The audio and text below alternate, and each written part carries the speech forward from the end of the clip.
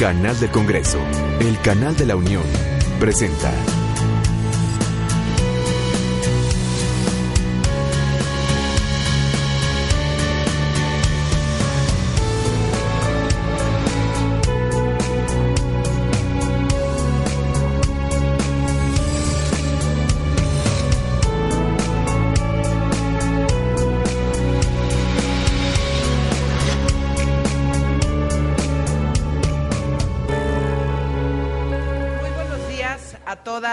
Y a todos agradecemos su presencia en esta conferencia Voces de Venezuela. El rol del Poder Legislativo ante la crisis. Es un honor nuevamente abrir las puertas del Senado de la República para seguir con esta serie de conferencias para darle voz a los venezolanos. Para el Senado de la República es muy importante que estos espacios estén abiertos para todos, poder escuchar las diferentes posiciones y pues nuevamente les reitero a la comunidad venezolana y a todos y cada uno de los que aquí nos acompañan el agradecimiento. Le damos la más cordial bienvenida al diputado a la Asamblea Nacional Venezolana por el Estado de Mérida, Williams Dávila Barrios. Bienvenido, diputado, a este Senado de la República. Le damos también la más cordial bienvenida a mi compañero senador, el senador Ernesto Rufo.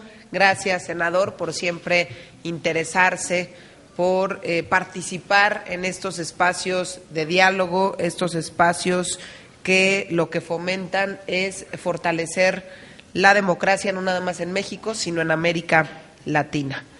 Le damos también la más cordial bienvenida al maestro Luis Daniel Álvarez Vanegas, catedrático, columnista y especialista en relaciones internacionales.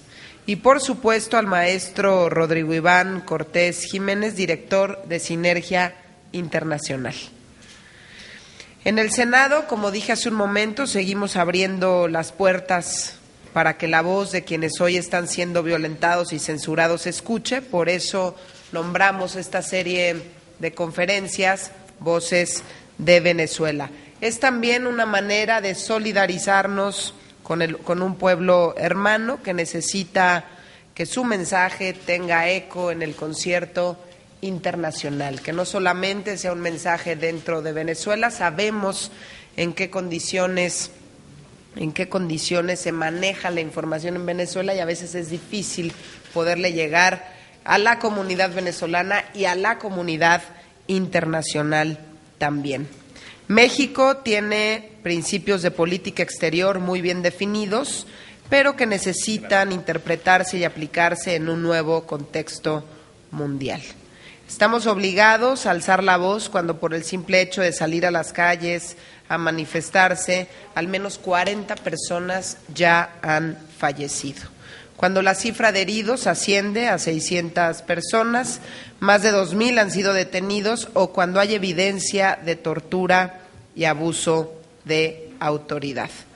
Agradecemos nuevamente la presencia de todos ustedes, les doy la más cordial bienvenida y les reitero a nuestros invitados que en el Senado tenemos las puertas abiertas, una vocación auténtica de diálogo y también de solidaridad. Y para los senadores de Acción Nacional, quiero decirlo de esta forma, es fundamental el hacer lo necesario para que se respete a las instituciones, para que se respete, y por eso la importancia de tener aquí a un diputado venezolano, que se respete la institución parlamentaria, y cuando esto ocurre distinto hay que alzar la voz. No podemos quedarnos callados ante lo que está ocurriendo en su Asamblea Nacional. Así lo hemos hecho notar en la máxima tribuna de este país, así lo hemos hecho notar en diferentes pronunciamientos a los que se han sumado actores de diferentes partidos políticos, y lo vamos a seguir haciendo. Ese es el gran reto, lograr que las cosas cambien, lograr que en nuestra región podamos fortalecer los valores democráticos que tanto trabajo, esfuerzo y vidas nos han costado, y lo que no podemos permitir es que estos valores democráticos vayan perdiéndose hasta ver lo que está ocurriendo en un país hermano como lo es Venezuela. Y ahora cedo el uso de la palabra al maestro Rodrigo Iván Cortés Jiménez, director de Sinergia Internacional México. Bienvenido. Muchas gracias, senadora Mariana. Muchas gracias por el tema también, que me parece de lo más importante. ¿Cómo reconocer si lo que tenemos enfrente es una democracia?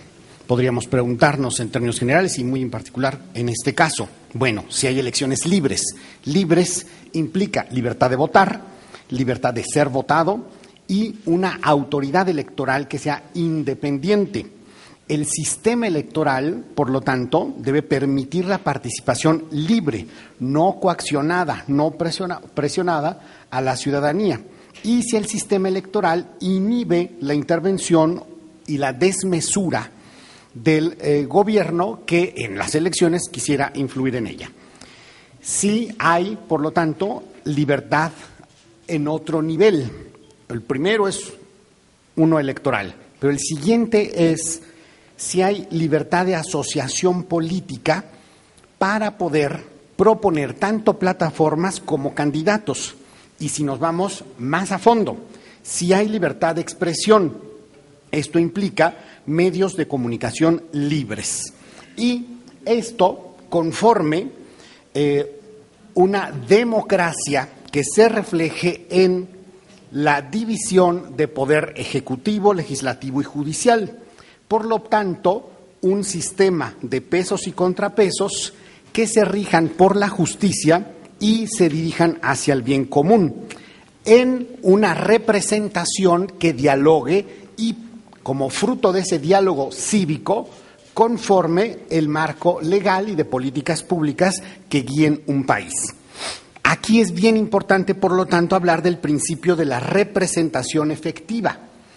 Esto, ¿qué implica en la práctica? Una buena y sana vida parlamentaria. Es decir, diversa representación que implica diversidad de opinión, que pueda convivir bajo un mismo techo. Esto, para que se dé, implica reglas justas que ordenen esa convivencia en dos sentidos básicos. Primero, un sentido del deber. ¿Qué deber? En primera instancia, el deber de respetar la representación. ¿Cuál representación? La propia y la ajena. ¿Por qué? Porque el conjunto de la representación propia y ajena es lo que constituye la representación nacional, que es justo el sentido de la existencia de un Congreso. Y segundo, el sentido de límite. ¿Qué implica este sentido de límite? Que estamos hablando de que la vida parlamentaria es política, es decir, no es guerra. Y si no es guerra, entonces no todo se vale. Y esto, lo que nos puede ayudar a entenderlo más de fondo, es lo que dice Bernard Crick en su ya muy famoso libro En defensa de la política. La política, y cito, surge de la aceptación del hecho de la existencia simultánea de diferentes grupos, por lo tanto, de diferentes intereses y tradiciones, dentro de un mismo recinto del cual va a surgir la ley a la que se sujetarán todos. Si estos son los elementos en general, podemos ubicar que históricamente ha habido ciertas corrientes de ideas que después se hacen práctica que va en contra de este sentido democrático y parlamentario. Las visiones, por ejemplo, de un Carl Schmitt, que divide todo en amigo-enemigo y que procede a absolutizar toda la dinámica en amigo-enemigo y, por lo tanto, tender a destruir al enemigo y beneficiar al amigo. Esto, que cuando se les hace caso, suele ir por totalitarismos de corte más de derecha, tiene su contrapartida en las corrientes de seguidores al pie de la letra de lo que se plantea en Marx, de lo que es la dialéctica violenta que excluye la democracia. Hay veces que no nos recordamos que el planteamiento original es la dictadura del proletariado y la democracia es vista como un aburguesamiento que se tiene que desechar. La lucha de clases tiene que conllevar una revolución sangrienta que implique la eliminación de una clase para que la otra haga su dictadura del proletariado. Bueno, si quitamos estos tipos de perspectivas, pues entonces podríamos tratar de vivir una vida parlamentaria en donde no todo se vale, en donde del fruto del diálogo cívico surge el Estado de Derecho. Y es bien importante ubicar esto, porque si no se vive el Estado de Derecho dentro del recinto parlamentario, ¿cómo podremos aspirar a que se viva un Estado de Derecho en un país? ¿Qué pasa en Venezuela? Desde mi punto de vista, hay algunos hechos que nos pueden llamar mucho la atención con respecto a lo que he dicho. En el caso muy puntual de dos legisladores, que es María Corina Machado y Julio Borges, los pongo como ejemplos porque me parece que son muy emblemáticos de lo que sucede. Como la opinión de estos legisladores no le parecía a el presidente de esa Asamblea Legislativa, procedió a retirarles a motu propio el derecho a voz. Después, sacarlos de todas las comisiones. Tercero, a retirarles la dieta. Y ya encaminados en el asunto, cuando estos dos legisladores alzaron la mano y quisieron hablar desde su curul, personas dentro del mismo recinto, permitidas por la autoridad parlamentaria, procedieron a darles una golpiza. Esto, que es un hecho, podríamos llamar simbólico, nos dice mucho de la dinámica de la vida parlamentaria en Venezuela. Si no se respetan los derechos constitucionales y del proceso parlamentario de los legisladores dentro del recinto parlamentario, pues no se puede esperar mucho más de quienes no son legisladores y están en plena calle. Esto, si lo ponemos más de fondo y con una perspectiva histórica y coincidiendo con un catedrático venezolano, Mateus, se puede ubicar una raíz muy concreta de este deterioro del poder legislativo en Venezuela. Y podremos ver cómo esto inicia cuando desde el Poder Ejecutivo se dice que tiene que haber unicameralidad, es decir, una sola Cámara. En Venezuela existían 2 senadores y diputados. Y se hace con la promesa de agilizar la discusión legislativa. Pero en la práctica lo que se ha dado es una menor producción legislativa y una calidad muy inferior a lo previo. La desaparición del Senado, lo que en la práctica hizo fue debilitar la representación federal de ese país y mermar lo que era la descentralización en aras de lo que el Ejecutivo quería desde ese entonces, que era una mayor centralización del poder, pero no en el poder legislativo, sino en el poder ejecutivo. La pérdida, que esto es gravísimo, de control parlamentario sobre el poder público en general y de contrapeso del poder ejecutivo. Esto ya hoy en día es muy evidente. Y lo que es más grave, la completa tergiversación y eliminación de la oposición en lo que es el Comité de Postulaciones. El Comité de Postulaciones de Venezuela es el que propone a los funcionarios del sistema de justicia, fiscalía, contraloría y lo que es la Comisión Nacional Electoral. Obviamente, si en ese comité quitas toda expresión de oposición, lo que tienes en la práctica es que el Ejecutivo es el que pone, y esto se ve de manera muy puntual cuando vemos los nombres y apellidos de estos personajes, que terminan siendo parientes cercanísimos del titular del Ejecutivo y otros muy cercanos a él. El debilitamiento también se ve, por ejemplo, en lo que era el control legislativo en los ascensos militares. Ya no hay control legislativo en los ascensos militares. ¿Y qué es lo que ha pasado? Que Venezuela es uno de los países, si no el que más generales tiene con respecto a el número de miembros del ejército. Pero ahí no para la cosa. Hay una efectiva militarización del gobierno de Venezuela. Ahí lo que se tiene son más de 1.500 militares ocupando posiciones de gabinete, de gobernaturas, de alcaldías. En general, se ve claramente la militarización del gobierno de Venezuela. Y por último, y lo que me parece muy evidente y muy delicado, se quitan los límites, se limita la potestad legislativa y se le transfiere al Ejecutivo. Entonces el Ejecutivo se convierte en el gran legislador. Y por si esto fuera poco, se hace a través de algo que se llama leyes habilitantes, que no es otra cosa más que la claudicación oficial del Poder Legislativo frente al Poder Ejecutivo.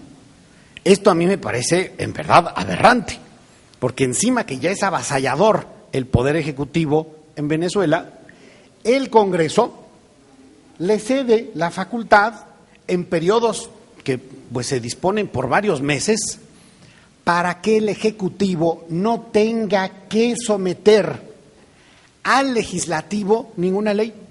Todas las que proponga en ese periodo habilitante se hacen directamente ley. Esto es una muestra, por lo tanto, de lo que es la subordinación del poder legislativo al Ejecutivo, con la consecuente merma de la vida democrática de Venezuela. Muchas gracias.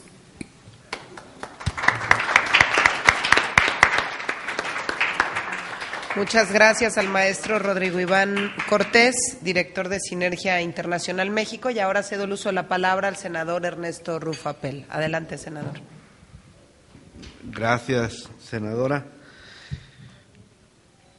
Estar aquí esta mañana con ustedes es para conocer qué pasa en Venezuela. Los senadores estamos preocupados por el asunto que sucede en otro país, hermano, y necesitamos conocer. Escuchamos ya la narrativa, explicación por parte del señor Cortés. Y esta mañana está claro que la presencia aquí de los señores diputado Dávila y el maestro Venegas, pues tienen que ver con este asunto del debate por la democracia en Venezuela. Es por esto, pues, en esta semana, por ejemplo, nos toca ver acerca de la evolución de nuestro proceso electoral. Estamos en las leyes secundarias a las reformas constitucionales, pero este grado en el que vivimos hoy los mexicanos pues no debe apartarse de la atención de los sucesos mundiales y particulares en este país hermano nuestro que es Venezuela. Por ello, el estar atentos con ustedes y darles la bienvenida muy sentida, diputado Dávila y señor Vanegas. Muchas gracias, con permiso, porque voy al proceso electoral. Muchas gracias, senador, por acompañarnos en este espacio. Y ahora voy a ceder el uso de la palabra al diputado Williams Dávila Barrios. Que hable primero. ¿Sí? Al diputado Williams Dávila Barrios, diputado a la Asamblea Nacional Venezolana por el Estado de Mérida. Bueno, muy buenos días. Gracias, senadora, al senador Ernesto que está retirándose en este momento, por esta invitación, y a todo el equipo técnico que está aquí, y a los venezolanas y venezolanos que nos acompañan, por darnos esta oportunidad que en el caso concreto de nuestro país, senadora, este tipo de foros es difícil que se realice, porque no hay esa pluralidad que caracteriza o debería caracterizar un parlamento, sino que lo que existe es la tiranía de la mayoría. Es lo que impone la mayoría y en consecuencia se pierde la calidad del debate. Con este micrófono parecido a este, a mí me golpearon. Yo le digo al presidente de Sinergia que le agregue al informe ese elemento, porque la agresión comenzó el 16 de abril. La foto que yo no traje de la revista la cargo por todos lados, pero hoy se me olvidó cómo bajo yo aquí. Lorena, ¿cómo abro aquí? Para que lo vean acá. Esa agresión comenzó el 16 de abril, ¿por qué? Porque efectivamente nosotros, en mi caso particular como diputado de Mérida, salí a manifestar exigiendo el recuento de las elecciones del 14 de abril. Una auditoría integral de votos que lo había solicitado incluso la comunidad internacional y que el propio presidente Maduro el domingo 14 la había aceptado. El día martes 16, cuando entramos a la asamblea, en vez de proceder a un debate por lo que estaba sucediendo, procedieron a agredirnos. Particularmente en mi caso, un diputado se fue para quererme clavar un lápiz en la yugular. Lo detuvieron algunos diputados en plena sesión ordinaria de la asamblea. Esto no fue en el local de afuera ni nada por el estilo. Y una vez que lo detuvieron, el presidente de la fracción del gobierno empezó a gritar que lo soltaran para que me matara. Será la orden. Mátelo. Yo te doy la orden de que lo mates. Y yo mirando a la directiva de la asamblea, desde el hemiciclo, haciéndole señas al presidente de la asamblea que bueno, que atajara a su loco, pues. Y el tipo desde arriba riéndose, y en ese momento me tiran un cesto de basura y me pegan en el pecho. Yo agarré el cesto de basura, lo puse en el piso, y cuando me cambié para sentarme, recibo este micrófono, que me lo pegan aquí, y esa es la foto que ustedes están viendo allí, una herida de 18 puntos que me quedó la herida. O sea, yo entré a la asamblea hace 2 años sin herida, salgo con una cicatriz de 18 puntos. Pero eso no es lo más grave. Lo más grave es que me negaron la ambulancia, nos negaron el servicio médico de emergencia del hemiciclo, y de paso, cuando solicitamos los videos de esa sesión, no nos los han entregado casi a 1 año, porque ahora el 16 se cumple 1 año. Ese mismo día, bueno, como ya le dije, nos negaron la ambulancia. Ese mismo día, ahí está la foto. Ese mismo día, nos quitaron el derecho de palabra. Y yo así herido, entonces el tipo me decía desde arriba, el presidente de la asamblea, si tú no dices que reconoces a Maduro, te vas, herido. No suspendieron la sesión. Nos quitaron las presidencias de las comisiones. Yo era presidente de la Comisión de Ciencia y Tecnología. Nos quitaron el sueldo.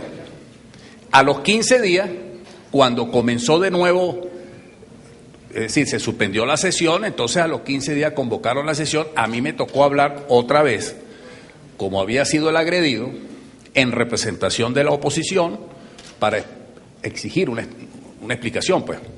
En ese momento que yo estoy hablando, me quitan el audio. Entonces yo comienzo a hablar sin micrófono, es decir, gritando. Cuando de repente veo yo que pasa por el frente mío una tropa de diputados del gobierno que se dirigen hacia la parte donde nosotros estamos sentados de la oposición y terminan la sesión a golpazo puro. Entonces ahí donde golpean a María Corina, golpean a Julio Borges y golpean como a 3, 4 diputados más. Y no suspendieron la sesión. Esa foto salió en los medios. ¿Por qué la primera sesión, el nombre? Rodrigo. Porque resulta que el canal de televisión de la Asamblea Nacional, cuando sucedió esto que ustedes están viendo allí, pusieron la cámara para el techo. Como no se deja entrar, como está prohibido, la presencia de medios de comunicación privados dentro de la Cámara, el canal matriz es el canal de la Asamblea Nacional y el canal del Estado. Entonces los canales privados en otro salón aparte del hemiciclo se conectan con la imagen del canal del Estado. Pero en ese momento, como la cámara estaba hacia el techo, mirando solamente, apuntando al techo, ¿qué iban a ver? Esa foto, por este invento de la humanidad, de la ciencia y la tecnología de la civilización, ellos dicen que esto es imperialismo. Gracias a esto, esa foto salió en el mundo entero. Si no, a mí me hubieran invisibilizado, nos hubieran matado y ustedes se hubieran enterado, mi querida colega, por los titulares de prensa el otro día. Eso pasa en la Asamblea. Esta narrativa la hago para grafíticamente explicarles a ustedes la jungla en la cual nosotros vivimos. Y como el tema de esta conferencia es el rol del Parlamento, soy crudo en decirle la realidad. La Asamblea Nacional no está jugando el rol fundamental para salir de la crisis política que tenemos actualmente en el país. Nosotros tenemos una comisión de política interior y derechos humanos. Lo lógico y natural es que esa comisión estuviera ventilando todas las violaciones de derechos humanos, tratos denigrantes, prácticas denigrantes, torturas, pero hasta el sol de hoy esa comisión no se ha instalado para abrir una investigación sobre las violaciones de los derechos humanos, para abrir una investigación sobre los abusos de los organismos de seguridad del Estado, de la Guardia Nacional, de la Policía Nacional Bolivariana, que utiliza armas de fuego y gases tóxicos para reprimir las manifestaciones, y eso está prohibido por la Constitución y por los tratados internacionales. La Asamblea Nacional, en consecuencia, está dominada por lo que nosotros mencionamos como una tiranía de la mayoría. Ahí se hace lo que ellos digan. Eso comenzó en el año 2010, cuando ellos modificaron el reglamento interior de debates. Nosotros habíamos ganado las elecciones en septiembre del 2010, habíamos sacado el 52% de los votos públicos, pero ellos modificaron los circuitos electorales y ese 52% de votos del pueblo no se reflejan en la misma mayoría dentro de la Asamblea Nacional, sino que dentro de la Asamblea Nacional representamos un 45%. Ellos, como sabían eso, modificaron los circuitos. Una vez que modificaron los circuitos, modificaron el reglamento interior de debate, y en ese reglamento interior de debate se violan principios constitucionales fundamentales como el derecho de participación, como el derecho de la representación popular, porque nos limitan el derecho de palabra. Por ejemplo, si un diputado pide la presencia de un ministro, o si una comisión, la de Contraloría, pide la presencia de un ministro, en este caso particular, por ejemplo, la Comisión de Política Interior, la presencia del ministro del Interior para que explique los abusos de poder y las violaciones de derechos humanos, si la directiva de la Asamblea, o mejor dicho, si el presidente de la Asamblea no lo decide, eso no es posible. Entonces, la función fundamental de un parlamento, que es la función contralora, está totalmente limitada. En segundo lugar, la función de la representación popular del diputado.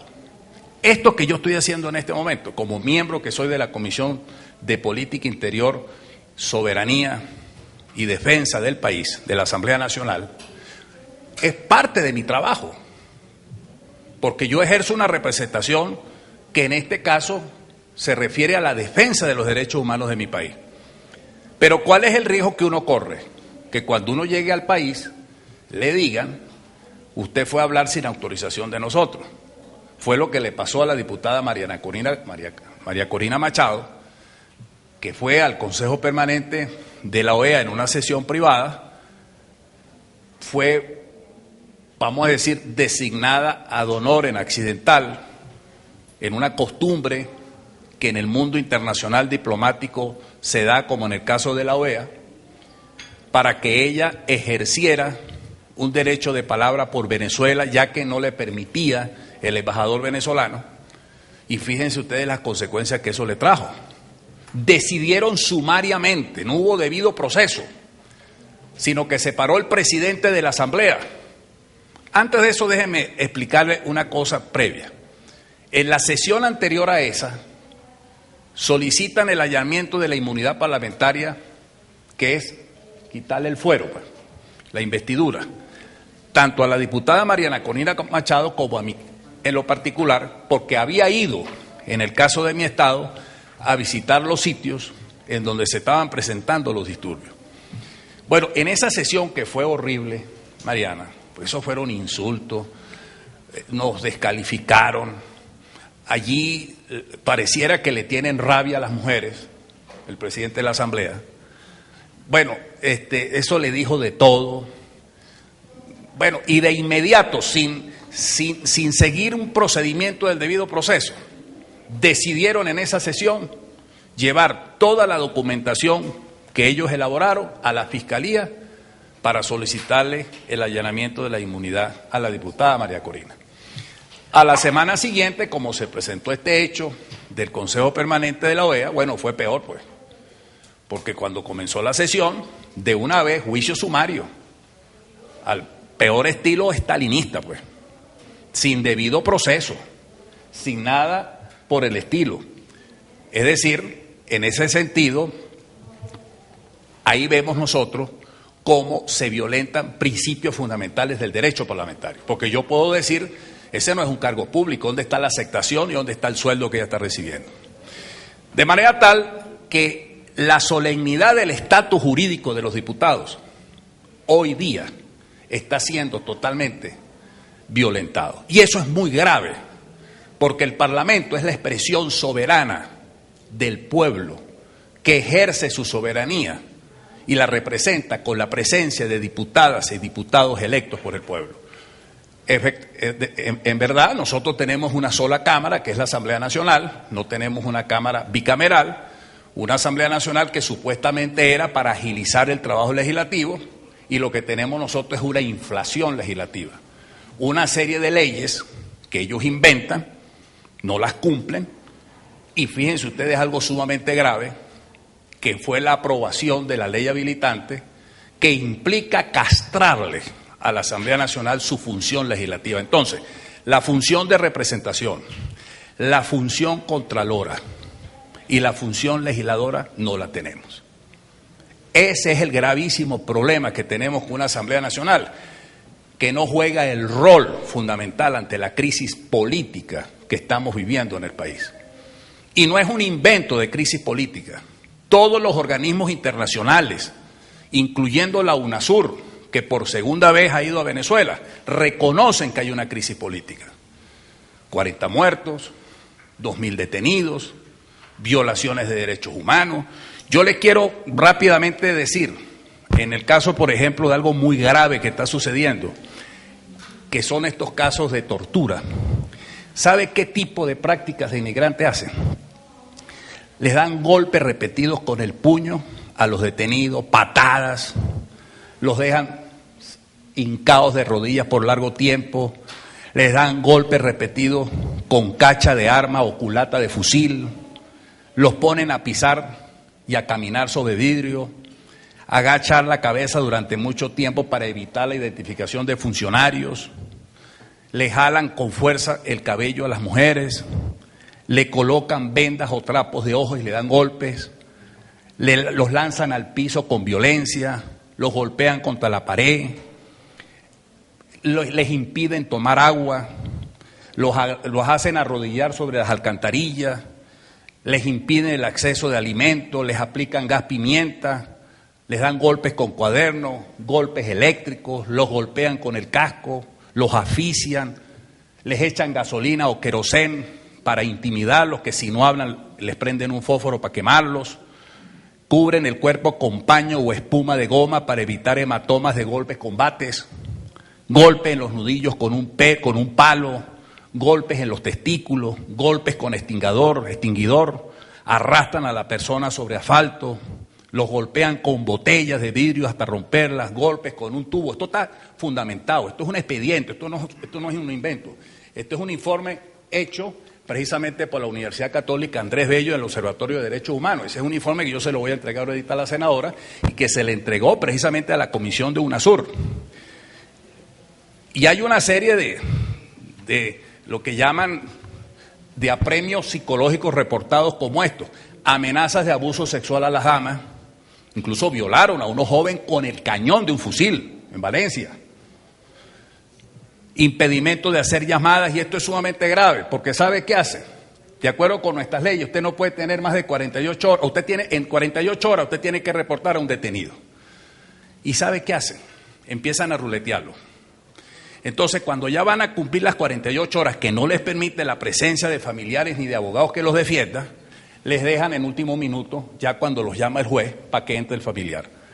Bueno, les roban las pertenencias, los amenazan con muerte, con fusilarlos, no los dejan ir al baño, les colocación de propia camisa como capucha para incriminarlos.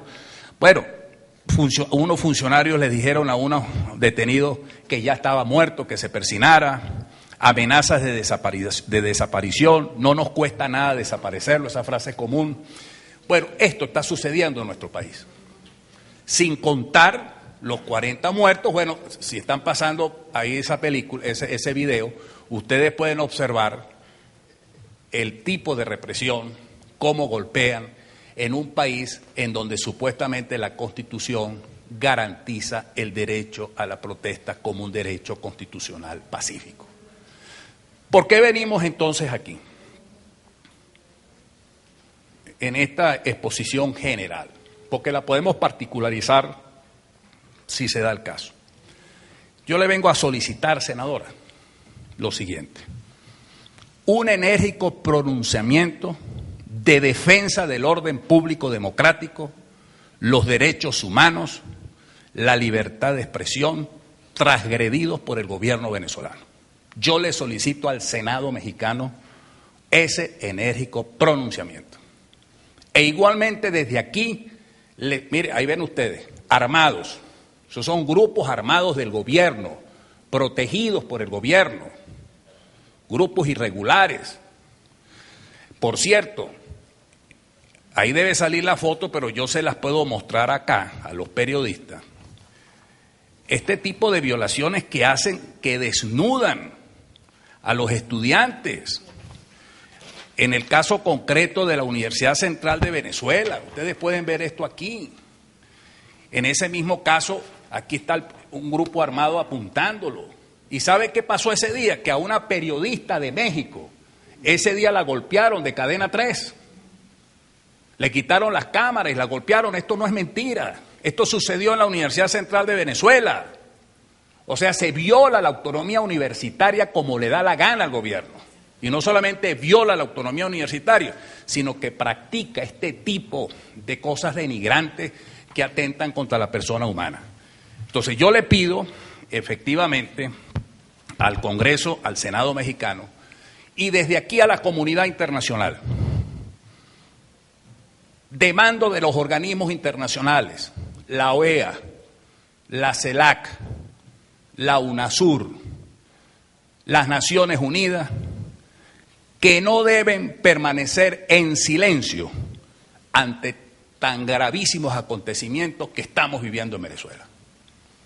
La política del aislacionismo, que pudiera equipararse en algunos casos a un principio de autodeterminación de los pueblos, ha sido una doctrina latinoamericana, propiamente comenzó aquí en México. Pero eso no puede significar quedarnos callados ante esas violaciones de los derechos humanos. Porque hoy día los derechos humanos es un valor universal que legitiman una democracia. Y la comunidad internacional tiene que sustentarse sobre valores. La comunidad internacional no se puede sustentar sobre cuestiones surrealistas, abstractas, dogmáticas, que al final de cuentas terminan siendo un pensamiento reduccionista en donde el ser humano no sirve para nada. La comunidad internacional se tiene que fundamentar sobre valores realmente supremos de dignidad humana, nuestros valores cristianos en general de todas las iglesias, valores del ser humano, de valores propios de la civilidad. La prepolítica no puede seguir inundando a América Latina y particularmente a Venezuela. Y por eso yo vengo a entregarle aquí a la senadora, le vengo a entregar este informe que contiene todas las violaciones de los derechos humanos en Venezuela. Este es un informe que se le entregó precisamente a la comisión de la UNASUR la primera vez que estuvo en Venezuela. La diferencia con relación a lo de hoy día es que hay más muertos, hay más heridos, hay más detenidos. Cuando este informe se entregó, existían 20 muertos. Y esto fue apenas hace 3 semanas. Bueno, y en 3 semanas ya llegamos a 40 muertos. Esa es la única diferencia. Lo demás está aquí contenido, los tratos inhumanos, las prácticas denigrantes, las violaciones a los derechos fundamentales del ser humano. Y claro está, no estamos viviendo entonces en un régimen democrático, estamos viviendo en un régimen autocrático, pretoriano, bonapartista, militarista, totalmente influenciado por el castrofascismo, porque desafortunadamente las decisiones políticas y estratégicas las toman desde La Habana. Eso muchas veces no se sabe en algunos países de América Latina, porque de repente en algunos países nuestros existe una izquierda que cree que en Venezuela se está desarrollando una revolución progresista en donde los oligarcas, las castas, la derecha busca desestabilizar el gobierno, busca volver a los viejos privilegios, y eso no es así. Esto no es un problema de derecha o de izquierda, esto es un problema de democracia, esto es un problema de derechos humanos. Y eso es lo que nosotros venimos a defender, a promover, cumpliendo con mi deber, con nuestro compromiso de ser diputados electos por un pueblo. Porque eso es lo que no entiende Maduro. Y eso es lo que no entiende Cabello, que dirige la Asamblea, que cree que nosotros somos sus empleados. Nosotros somos hijos de Bolívar, de verdad que sí. Hemos interpretado cabalmente el pensamiento de Bolívar. No lo hemos utilizado para imponer dogmas. Y no lo hemos utilizado para entregar el país. Y por eso ejercemos nuestro derecho donde sea. Cuando yo salí la primera vez, hace unos 15 días al Perú, me detuvieron 3 horas en el aeropuerto y me quitaron el pasaporte. Cuando salí ayer, igual me dijo el funcionario policial: ¿qué vas a hacer? ¿Vas a hablar mal de Venezuela, escuálido? Cuida tu lengua, porque si no me vas a ver cuando yo regrese. Y le digo: perdóname la palabra a los periodistas, pero le decía: no seas pendejo. Y seguí, pues, ¿qué voy a hacer yo? Pues así es la cosa, pues. De manera tal que yo quiero entregarle esto, senadora, y que realmente nos ayude. Lo sé que usted lo está haciendo. Sus exposiciones nos han estimulado mucho. Sabemos la valentía que usted tiene, sabemos el espíritu democrático y queremos que se haga eco de esto y que el Senado mexicano se pronuncie con prontitud, con gallardía democrática, con la presencia latinoamericana para condenar estos hechos repudiables que están sucediendo en Venezuela.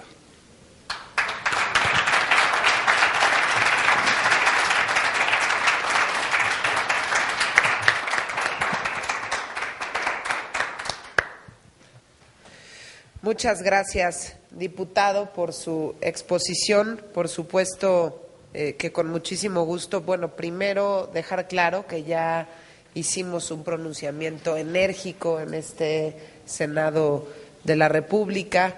De hecho, por todo lo ocurrido también estamos firmando un comunicado. Llevamos ya poco más de 40 firmas de senadores que se suman al respeto a la institución parlamentaria, que para México es crucial que se respete al poder legislativo como tal. Y también hemos dejado claro los senadores de Acción Nacional nuestra postura ante la OEA, ¿no? Porque desafortunadamente hemos sentido que hemos sido tibios ante la OEA con respecto al pronunciamiento de México sobre Venezuela, pero seguimos insistiendo para que México tenga un pronunciamiento más contundente y sobre todo como pueblo hermano pueda ayudar a restablecer el orden de alguna manera. Y nos queda claro el principio de no intervención, pero sí creemos que México tiene la fuerza ante estos organismos internacionales, tiene la fuerza ante cualquier espacio internacional para levantar la voz y dejar clara la posición. Este informe de violación a derechos humanos también con muchísimo gusto lo reviso, se lo haré también extensivo a los senadores mexicanos, y nos queda muy claro, y yo he sido muy reiterativa en este tema. Lo que está ocurriendo en Venezuela no es un tema ni de derecha ni de izquierda, es un tema de democracia, libertad, respeto a los derechos humanos, entre muchos otros puntos.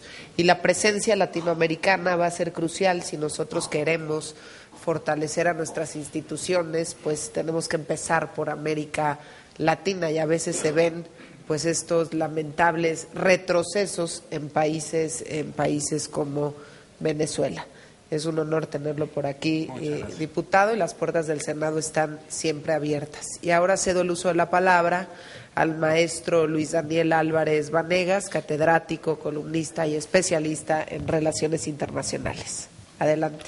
Bueno, muy buenos días. Muchas gracias, senadora, la invitación que nos han hecho. Además, reviste enorme orgullo y gran honor venir a un recinto como el Senado mexicano, que dio a hombres como Belisario Domínguez y su lucha por la democracia, por la justicia, cuyo espíritu todavía se mantiene y se respira en estas instalaciones.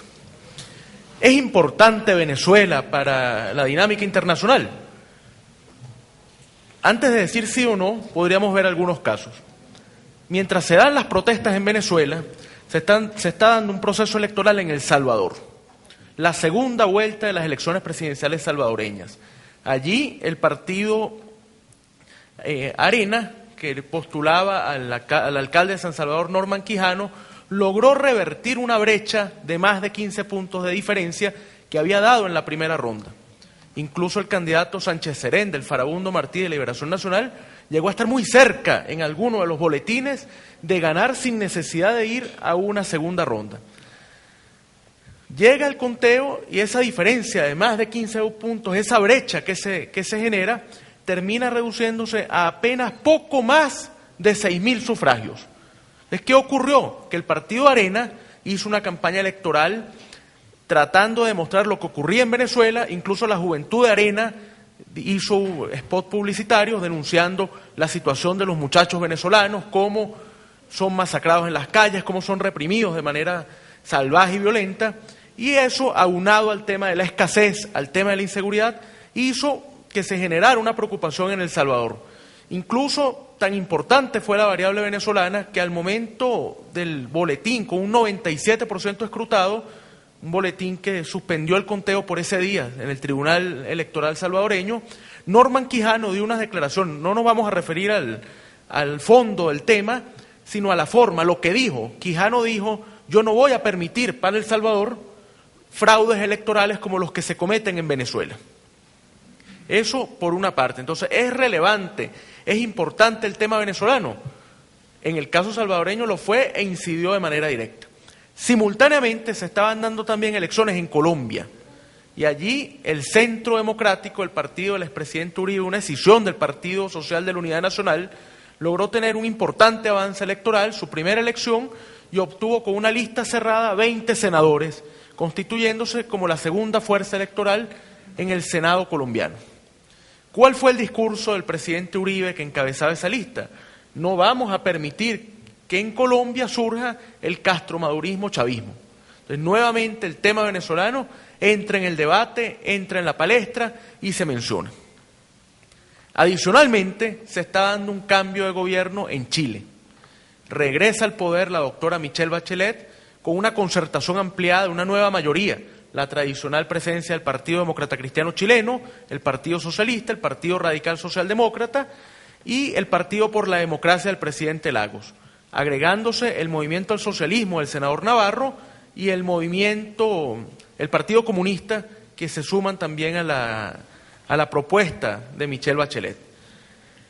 Ha habido críticas a lo interno, además se usó ese día, fue emblemática la foto de parlamentarios chilenos con un SOS Venezuela en la solapa de sus trajes, pero fue emblemática la situación porque lo que no ha hecho, por ejemplo, el tema del cobre, lo que no ha hecho el tema del rol de la mujer, lo que no ha hecho el tema de la educación, que es poner en aprietos a esa concertación ampliada, a esa nueva mayoría que viene dándose desde 1989, lo ha hecho el caso venezolano. La democracia cristiana tiene una postura muy fuerte sobre lo que está ocurriendo en Venezuela e incluso le ha manifestado al gobierno, al canciller Heraldo Muñoz y a la presidenta Bachelet que tiene que seguir adelante con un proceso de denunciar la represión que se está dando. Entonces, ¿durará la nueva mayoría como alianza de gobierno? Habría que esperar. Lo importante de esto es que es el tema venezolano el que cuestiona la permanencia o no de una alianza de gobierno. Y adicionalmente, podríamos citar un cuarto caso, una encuesta que circuló en Perú, donde el 94% de los peruanos manifestó no querer para Perú un régimen o un sistema de gobierno similar al sistema venezolano. Volvemos a la pregunta inicial, ¿es importante Venezuela? ¿Es relevante Venezuela? Pareciera entonces que sí lo es. Decía el diputado William Dávila en su intervención que si hubiese ido a mayores la agresión que sufrió e incluso hubiese perdido la vida, dijo, se hubiesen enterado aquí en México a través de los titulares de prensa. Hubiese sido los titulares de prensa de la prensa extranjera, porque lamentablemente en Venezuela se vive una situación con los medios de comunicación social que es de total censura. Censura por dos vías muy claras y precisas. La primera, una censura manifiesta. Aquellos medios de comunicación que se les presiona porque tienen una determinada línea editorial, que se les presiona con el no poder comprar papel, el caso emblemático es el del Nacional, un importante periódico fundado en los años 40, que ha tenido que reducir sus cuerpos a un solo cuerpo de 12 páginas, donde hay política, parte internacional, deportes, espectáculos, farándula, en una sola edición. Caso del Universal, que es otro importante medio de comunicación en Venezuela, ya ha tenido que hacer ajustes porque no hay posibilidades, a lo mejor, de tener papel para el mes de junio, julio, los meses de junio, julio, agosto. Todavía más allá, a un periódico, y esto en algunas realidades genera risa, pero es así, un periódico del Estado de Aragua se le ha manifestado que no se le dará dólares para la compra de papel periódico porque los crucigramas que trae en sus ediciones llaman a la instigación y tienen mensajes ocultos y cifrados. A eso puede llegar el discurso de la censura en Venezuela. Pero hay otra censura que es preocupante. Es la censura, o también es preocupante, es la censura de la compra de medios de comunicación. Emblemáticos canales como el caso de Globovisión, con líneas editoriales críticas sobre lo que está pasando en Venezuela, son comprados, es adquirido por empresarios que cambian totalmente la línea y que incluso, dicho por periodistas que laboraban en esa planta de televisión, términos como protesta, términos como represión, son excluidos del lenguaje corriente de la noticia. Es el tratar de llevar una imagen distinta a lo que ocurre. Ahora el caso más emblemático se vivió hace algunas semanas, cuando en medio de una de las represiones más fuertes que ha sufrido la manifestación popular en los últimos días, una semana crítica que se vivía en Venezuela, el canal transmitía a las 7 de la noche, un día viernes, que es un horario propio para la información y con gran audiencia, transmitía el material con que se elaboraban los uniformes de la delegación estadounidense que competía en los Juegos Olímpicos de Invierno en Rusia. Entonces, a eso ha llegado el nivel de censura en Venezuela, que ha provocado además la proliferación de otros mecanismos de información, redes sociales, panfletos, volantes, conversatorios, clases magistrales en las calles, donde la gente se reúne a debatir algunos temas ya que no tienen los medios de comunicación para poder llegar a ellos, bien sea porque no pueden hacerlo, porque no tienen papel para incluir posiciones distintas, o porque la línea editorial no le interesa una visión diferente. A esto hay que sumarle otra variable alarmante, que es que el ejercicio del periodismo en Venezuela se ha convertido en una profesión peligrosa, en una profesión de alto riesgo. No es extraño ver periodistas venezolanos con chaleco antibalas, con casco, que incluso tienen que sostener y a veces huir de los lugares donde se transmite porque son agredidos tanto por organismos de seguridad como por grupos violentos particulares que es común ver en las principales ciudades venezolanas. El ejercicio del periodismo ha llegado ahora también a tocar a los corresponsales extranjeros. Y mencionaba el diputado William Dávila Barrios el caso de una diputada mexicana que fue asaltada dentro de la Universidad Central de Venezuela por estos grupos de Cadena 3, porque fue asaltada por estos grupos violentos progubernamentales. El caso incluso de la corresponsal colombiana para CNN en los Estados Unidos, Patricia Yaniot, que fue hostigada al salir de Venezuela y que incluso su zapato fue roto, aduciendo que escondía allí drogas y algún otro tipo de insumos. Y el caso más delicado, el de un periodista colombiano que fue retenido por la Guardia Nacional, se le decomisó su credencial de prensa y durmió en una tanqueta. Pasó la noche en una tanqueta. Mejor tan grave como eso fue el silencio que el gobierno colombiano guardó cuando un nacional colombiano acreditado en Venezuela no tuvo ni siquiera defensa de su representación diplomática para atender cuál era el caso. Además de amenazas que proferían contra él, en esas ya comunes, te podemos desaparecer, o no tienes quien te defienda, o nadie sabe que estás aquí. ¿De dónde viene esta situación? Probablemente de unos 15 años de lenguaje violento, de lenguaje ofensivo, de criminalización de la disidencia.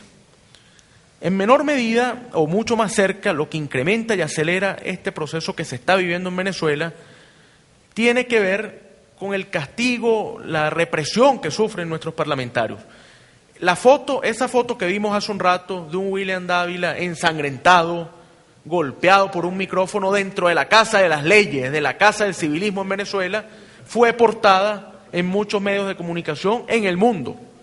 Eso aunado a la agresión a María Corina Machado, a la agresión a Julio Borges, a la agresión a algunos otros diputados, empezó a mostrar que en Venezuela había una situación que no era lo que se pensaba, que esa imagen edulcorada que durante 15 años quiso llevar el gobierno venezolano, amparada por demás en gran cantidad de recursos tanto económicos como logísticos, demostró que aparentemente no era una democracia, que sí era un gobierno que recurría a esas prácticas violentas, a prácticas que se pensaban superadas en Venezuela, y que entonces había que seguir con atención el caso venezolano.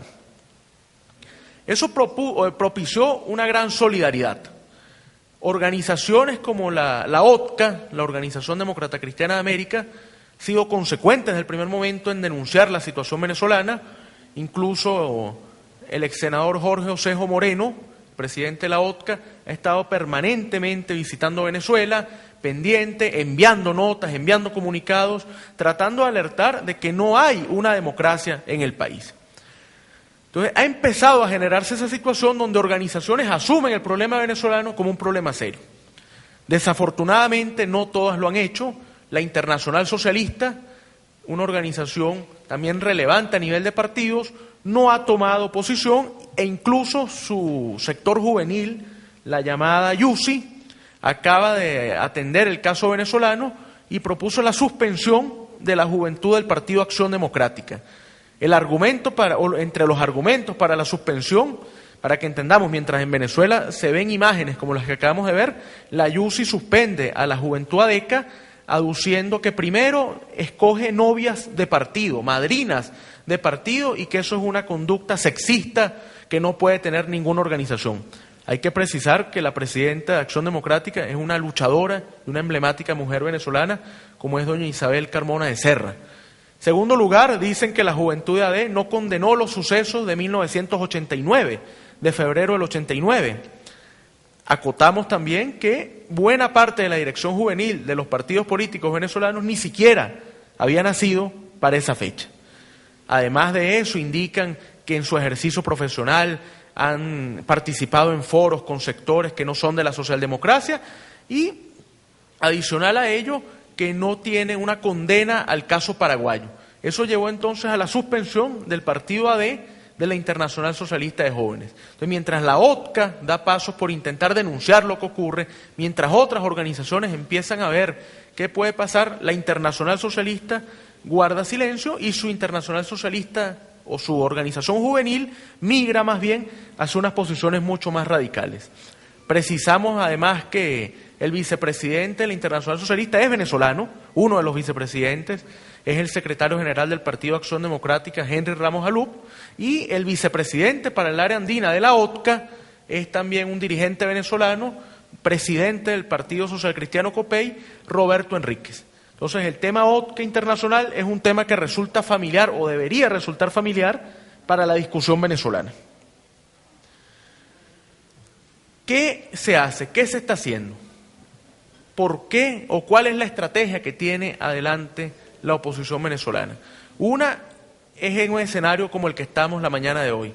Es la denuncia constante, el argumento, el ir a otros escenarios, no para propiciar que se vayan a encontrar las soluciones. Nosotros no esperamos encontrar que las soluciones se encuentren en este recinto del Senado mexicano. Simplemente aspiramos y nos conformamos con que se está explicando qué es lo que ocurre. Se está terminando de desmontar una matriz de opinión muy fuerte que viene, como insistimos, desde esas ideas iniciales de un gobierno que decía luchar por los pobres, que decía reivindicar la justicia, y resulta no es tal. El gobierno, el rostro del gobierno es el que estamos viviendo hoy día. Entonces, llamar a la solidaridad, incluso es noticia que un grupo de parlamentarios latinoamericanos ha impulsado el intento de una denuncia al gobierno venezolano por la violación de derechos humanos, una denuncia ante la Haya. Es relevante y forma parte de ese cambio de conciencia que se está generando. Entonces, ¿qué aspiramos? Eso es que estamos haciendo. ¿Qué aspiramos? Que se entienda el tema venezolano. Que el nombre de la conferencia que nos agrupa el día de hoy, Voces de Venezuela, sirva para que cada día sean más las voces de Venezuela que denuncien internacionalmente cómo se están violando los derechos humanos, cómo se viola el derecho a los parlamentarios. La agresión al diputado William Dávila y el quitarle el derecho de palabra a William Dávila no es solo una agresión a él, es una agresión a nosotros como electores que depositamos nuestra confianza para que un parlamentario nos represente. Y entonces exigimos que ese parlamentario tenga derecho a hablar, a hacer propuestas legislativas, a proponer, a cuestionar, a supervisar. Entonces, como electores, es el entendimiento, incluso como electores venezolanos, que queremos llevar conciencia sobre lo que está ocurriendo en Venezuela, e insistimos, y con esto cerramos, que cada día sean más las voces de Venezuela que denuncien la grave situación que vivimos y que esperemos que por los caminos democráticos, por los caminos constitucionales, con orden y objetivos muy claros, dentro de muy poco tiempo, cuando lo permitan por supuesto los plazos establecidos, sean muchas las voces de Venezuela que celebremos entonces el arribo a un verdadero Estado de Derecho y a una reivindicación de la democracia. Muchísimas gracias.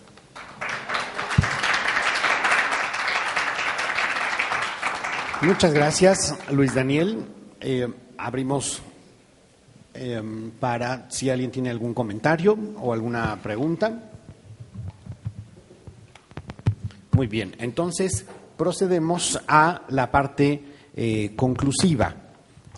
Las conclusiones que podemos generar por parte de la mesa con respecto a el caso venezolano y el rol del Parlamento, número uno, es acoger estas voces que en el propio país, Venezuela, no están siendo siquiera permitidas.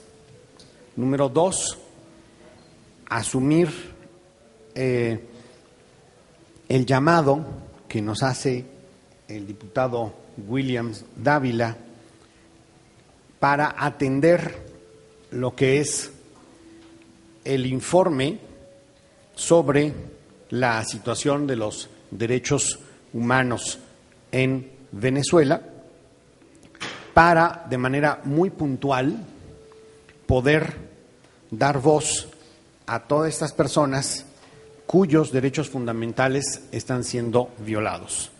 También para redoblar los esfuerzos que ya se están haciendo, encabezados por la senadora Mariana Gómez del Campo, para lo que es sumar a más legisladores del Congreso mexicano, pero también nos gustaría que fuera de otros países, para que juntos podamos hacer que se escuche a los que no están siendo escuchados, se atienda una situación que no nos debe dejar indiferentes. Las violaciones a los derechos humanos de jóvenes, de dirigentes políticos, de la oposición en Venezuela, debe ser entendida como una agresión a todas las personas que tienen convicción democrática y que quieren que se respete la eminente dignidad de las personas aquí en Venezuela o en cualquier lado. Por eso asumimos también y estaremos dando seguimiento a la comisión, a la delegación que por parte de la Unión Internacional Parlamentaria se está conformando para ir a Venezuela.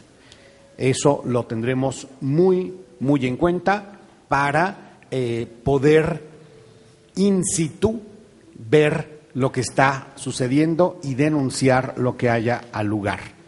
Y por último, esto es importante no solo para los venezolanos porque, y lanzamos las preguntas, ¿a qué dirigente, a qué político, a qué líder cívico en México le gustaría que se dieran aquí las agresiones que se están dando en Venezuela? ¿A qué líder del partido que fuera, del PRI, del PAN, del PRD, del PT, del Verde, de Movimiento Ciudadano, le gustaría que entraran hordas armadas, solapadas por el gobierno, a agredir estudiantes físicamente, a ejercer actos de humillación como los que se están dando en Venezuela? ¿A quién le gustaría? ¿A qué legislador, sea de cualquier fracción parlamentaria, le gustaría que le fueran retirados los derechos fundamentales parlamentarios?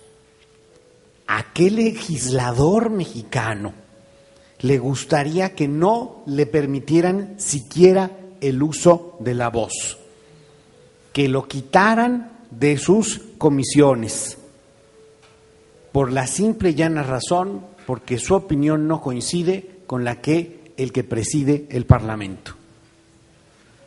Esto yo creo que sí nos debe llamar a conciencia a todas las fracciones parlamentarias, a todos los partidos políticos, a todos los movimientos sociales, a todos los estudiantes.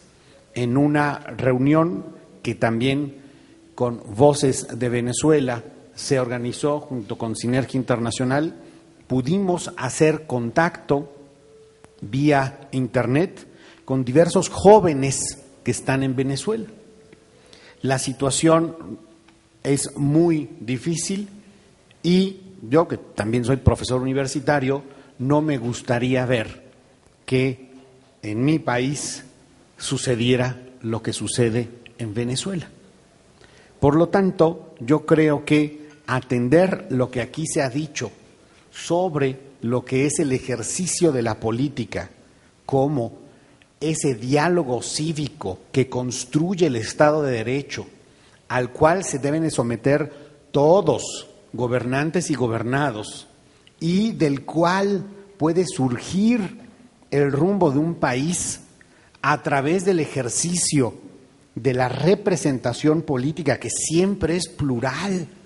No puede pretenderse que un pensamiento único, aunque sea del 42, el 50, el 51 de la población, pueda ser el totalitario, mucho menos la expresión, a veces caprichosa, de un gobernante que decide sin más qué tiene que hacer cada poder de un país.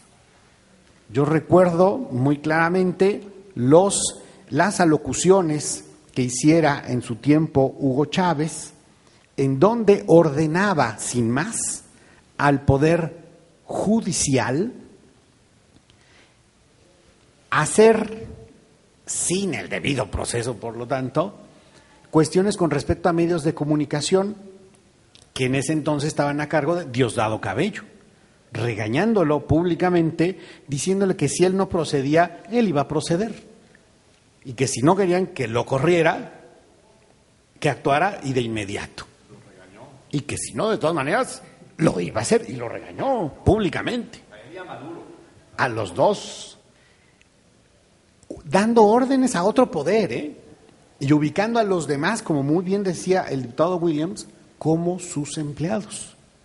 Ahí la noción misma de división de poderes, la noción de contrapesos, la noción de hacia qué está orientado cada poder, se pierde totalmente. Lo que nos comentó el maestro Luis Daniel Álvarez Vanegas con respecto a los medios de comunicación es por demás delicadísimo, porque una de las condiciones para que se pueda vivir la democracia en un país es también la libertad de expresión, que se puede medir a través de la libertad de prensa. Pero cuando los medios de comunicación impresos no pueden tener el recurso básico para imprimir, que es el papel, si no subordinan su voz al gobernante, porque sin más lo que nos ha relatado es una expresión que uno puede checar en los medios de allá. No hay ya periódico que pueda manifestar algo diverso, algo divergente, algo disidente a lo que es la única voz. Se vuelve, por lo tanto, una especie de univerbocracia. Solo vale el verbo del kratos, del que tiene el poder, que en este caso es Maduro. Solo se puede difundir la voz y el verbo del que tiene el poder, que es Maduro. Y si no, pues qué pena. ¿Sabes qué? Los dólares que tenía pensado graciosamente otorgarte para que compraras ese papel, pues ya no te lo voy a dar. O, sin qué pena, tuvimos que detener el cargamento de papel que venía de Colombia porque tenía algunos problemas.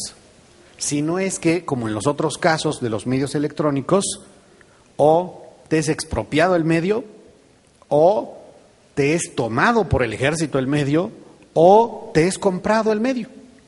Total, hasta donde yo entiendo ya no hay un medio de comunicación electrónico que sea de tele o de radio que no esté, sobre todo de tele, que es lo que ubico más, que no esté subordinado por alguna manera a lo que es el poder del Ejecutivo.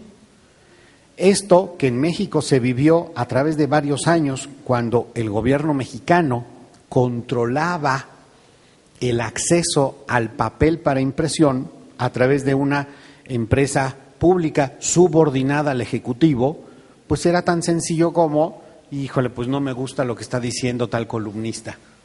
¿Quieres el papel? Pues sí, pues qué pena, ¿no? Maduro había dicho que aceptaba conversar con la oposición porque así se lo había solicitado la UNASUR o la Comisión de Cancilleres. Pero fíjense ustedes que ese es el problema cuando una persona es bipolar. Yo vi una declaración de Maduro esta mañana que dijo: me hicieron caso, por fin logramos que la oposición se sentara, porque resulta que no pueden estar por ahí conspirando. Bueno, entonces, ¿cómo quedamos, pues? Yo no sé qué reacción. Cuando yo vi la declaración esa de Maduro esta mañana, dije yo, aquí alguna cosa va a pasar. Porque eso, una de las grandes cuestiones que le han exigido es que precisamente guarde ese discurso y esas palabras ofensivas, insidiosas e intrigantes. Por eso es tan duro y tan doloroso como puede ser una bala, pues, dicha por un presidente. La oposición planteó, en este documento está, creo que el día 10 de marzo, cuando fue la primera comisión de cancilleres, 5 puntos. La liberación de los presos políticos, desarmar los grupos irregulares, proscribirlos, una recomposición de los poderes públicos, un respeto a la libertad de expresión, el regreso de los exiliados. Eso mismo ayer se lo volvió a plantear la oposición a la UNASUR, lo redujo a 4, liberación de presos políticos, una estructuración de la Comisión de la Verdad de manera clara, transparente y con personas idóneas para ello, incluyendo la misma Iglesia, una reestructuración de los poderes públicos, es decir, un CNE, un Consejo Nacional Electoral, un Tribunal Supremo de Justicia integrado por personas idóneas y el desarme de los grupos irregulares. Esas son las 4 cosas que planteó ayer la oposición para ir a esa reunión de hoy en la mañana, incluyendo la presencia masiva de los medios de comunicación nacionales e internacionales, porque no se trata de sentarse con Maduro a escucharlo,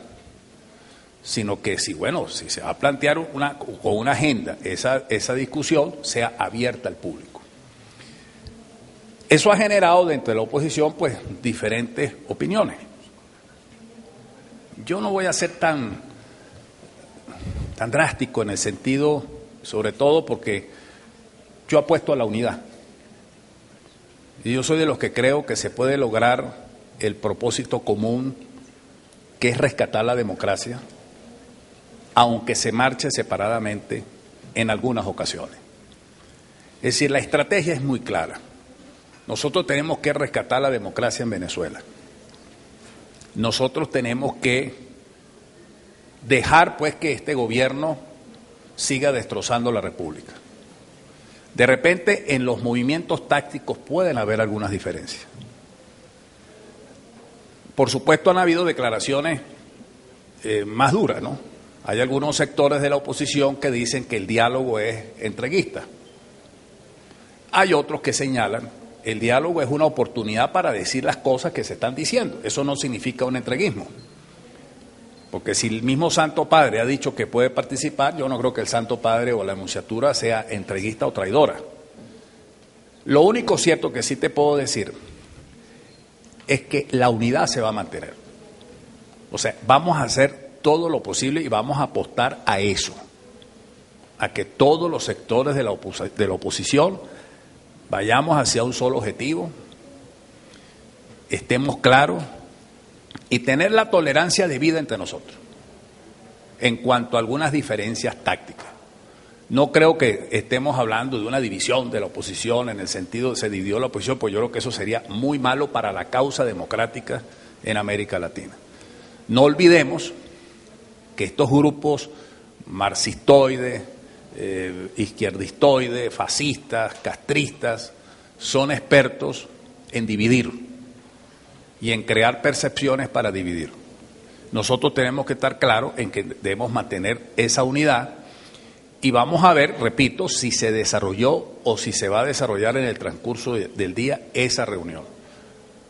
porque no se trata de reunirse por reunirse, de llegarse a sentar ahí, a sentarse, una foto y a oír al gobierno. No, eso no va a prosperar así. Tiene que hacer una cosa seria, con la presencia, no sé si el Vaticano aceptó, y con estas condiciones muy claramente establecidas. Si eso no se da, y si ya a esta hora del día, que son casi allá a las 12, no creo que entonces se vaya a dar esa reunión, porque no se trata de hacer un diálogo para dejar a nadie, como decimos nosotros, en la estacada, ni nada por el estilo.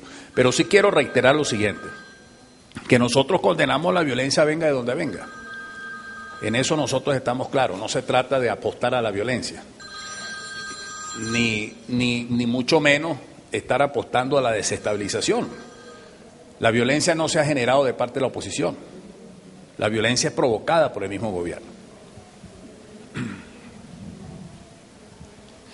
Muy bien, muchísimas gracias, diputado, por esta charla con el Senado mexicano, diputado de la Asamblea Nacional Venezolana, Williams Dávila Barrios. Es un honor haberte tenido en este Senado de la República. Muchísimas gracias también al maestro Luis Daniel Álvarez Vanegas. Decirles nuevamente y reiterar, las puertas del Senado están abiertas para ustedes, para todos los venezolanos que quieran hacer uso de este espacio.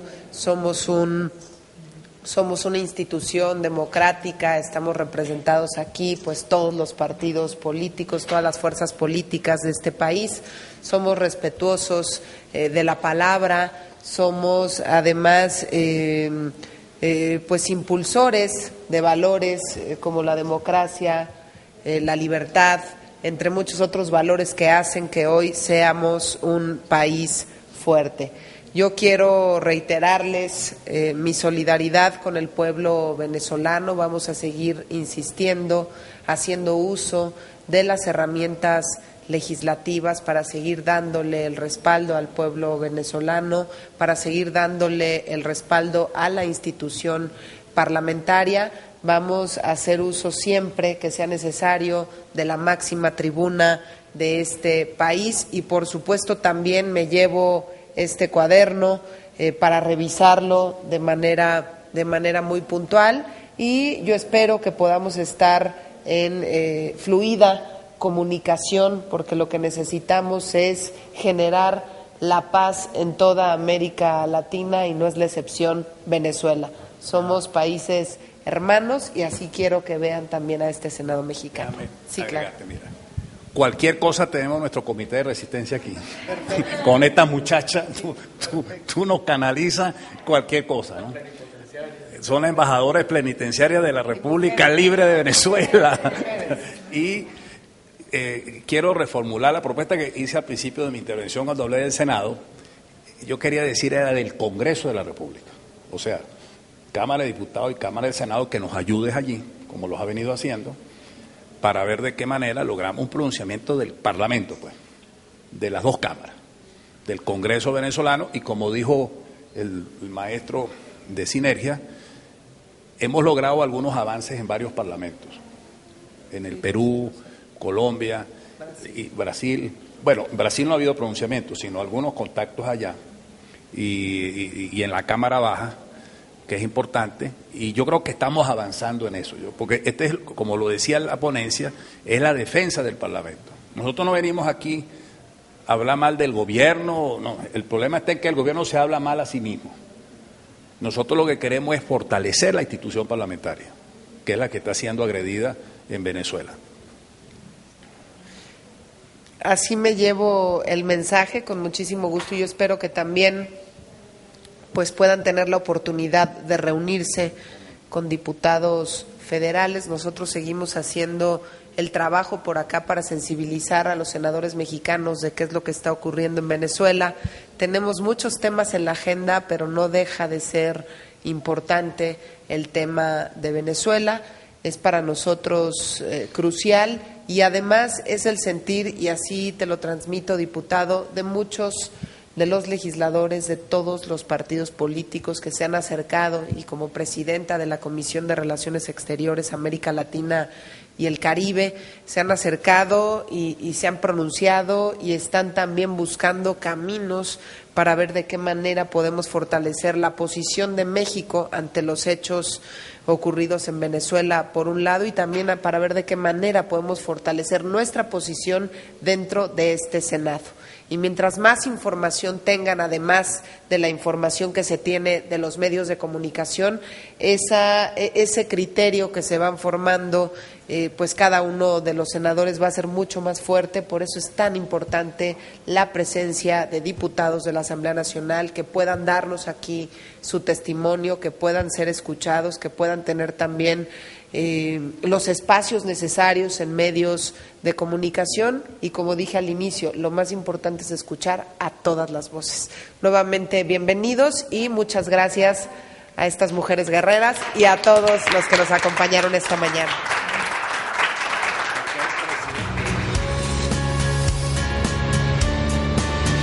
Canal del Congreso, el canal de la Unión.